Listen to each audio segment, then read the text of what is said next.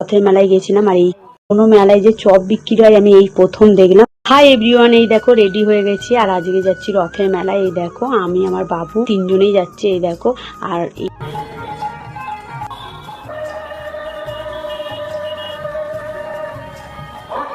রথের মেলায় গেছিলাম, আর এইখানে সব থেকে ফেমাস হলো এই টাওয়ারটা। আর এটার কি নাম আমি জানি না, এটা কলকাতাতেও আছে। এই দেখো প্রথমে ঢুকে প্রভু জগন্নাথের দর্শন করে তারপর মেলার ভেতর ঢুকে পড়েছে। এই মেলাটা প্রচুর বড় হয়, এক সপ্তাহ ধরে থাকে, মানে সজা রথে বসে, সেই উল্টো রথে ওঠে। এই দেখো, আর এই মেলাতে সব খুঁজে পাবে তোমরা যেটাই চাইবে, জুতো থেকে ব্যাগ থেকে তারপরে চুড়ি, কানের দোল্লা, মানে পাঁপড়, অনেক কিছু বলে শেষ করা যাবে না। আর এখানে ফেমাস, আমি মানে এই মেলাটায় 2 বছর আগে গেছিলাম, দেখতে পেয়েছিলাম, আর এবারেও দেখতে পেলাম এই চপ।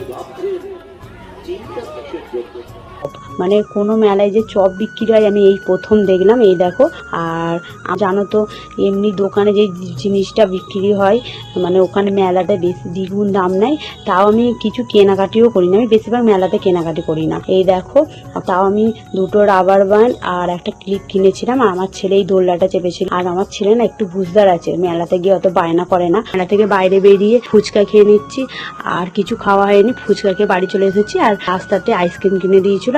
পাড়ার দোকানে এসে দাঁড়িয়ে আছে, মানে মানুষ বেইমান হতে পারে কিন্তু এই কুকুরগুলো বেইমান নয়। আমরা অন্য দিক দিয়ে এসেছি কিন্তু ওরা ঠিক বুঝতে পেরেছে, যেহেতু ওদেরকে রোজে দেয়, আর অন্যরা ঠিক হেসে হাজির। এই দেখো ওদেরকে বিস্কুট দিয়ে তারপর আমরা বাড়ি চলে এসেছি। এবার রান্না বান্না করবো। টাটা।